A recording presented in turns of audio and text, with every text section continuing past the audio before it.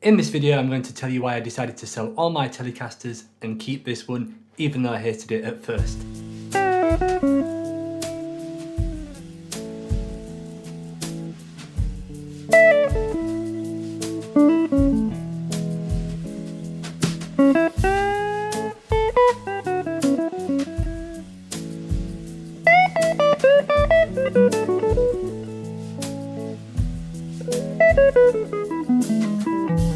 Hey everybody, Jamie Holroyd here helping you learn jazz guitar. Welcome to the channel. If you're new to the channel and you want to learn jazz guitar in a structured way, then please check out the link to the free jazz guitar ebook which is listed below.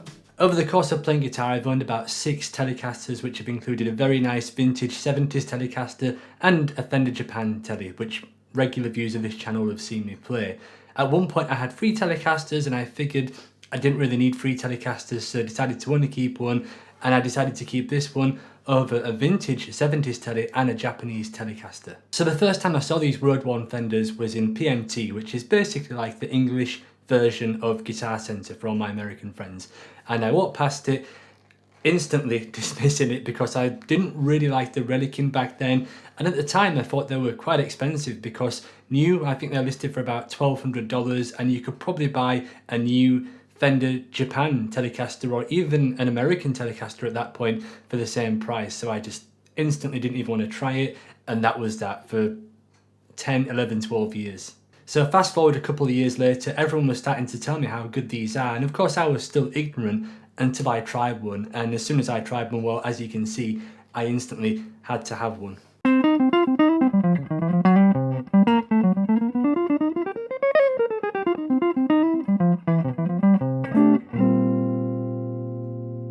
The Fender Road Worn series was launched in 2008 and first appeared in the 2009 Fender catalogue. You could either get a Strat or a Telecaster. For the Strats, you could get a 50s Relic Stratocaster or a 60s Relic Strat, whereas the Telecasters were just limited to the 1950s only.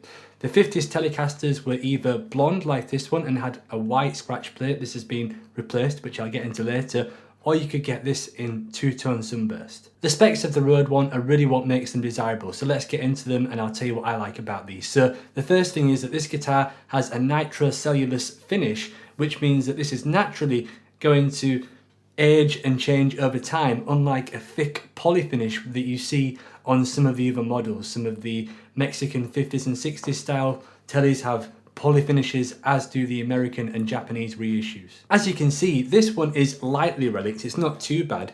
Later on they did get a bit more distressed. I think this was around 2013, 2014, and they look like they've literally been dragged on the back of a truck.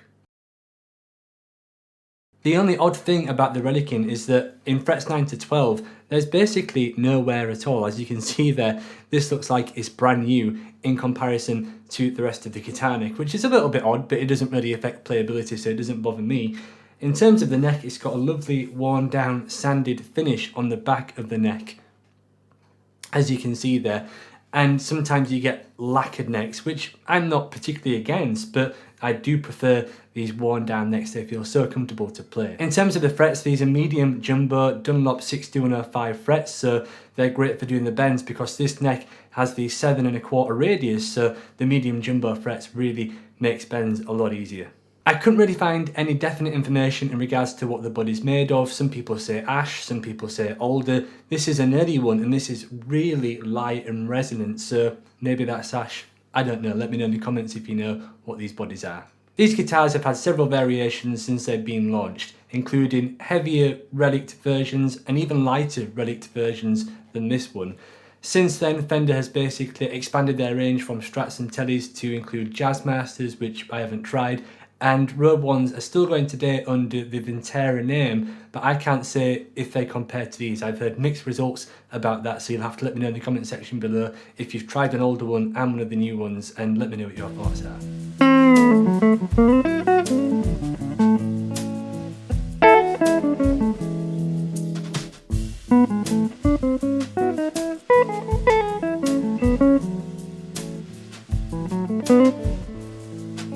This particular Road Worn is from 2009, and there's a few mods that make this guitar a bit more desirable to me. So the first is the pickguard, which has been replaced to a really thick black Bakelite pickguard.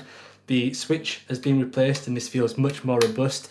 The pots have been upgraded and the pickups have also been swapped out as well. So this really feels and sounds like, to me, a good vendor custom shop guitar. So if you're sold on one of these guitars, what are some things to look out for? Well, the earlier run from 2008 to 2010 are considered the best ones. After that, apparently there was a bit more quality cuts and things like that. So allegedly, these are the most desirable ones. So they do command a slightly higher price point.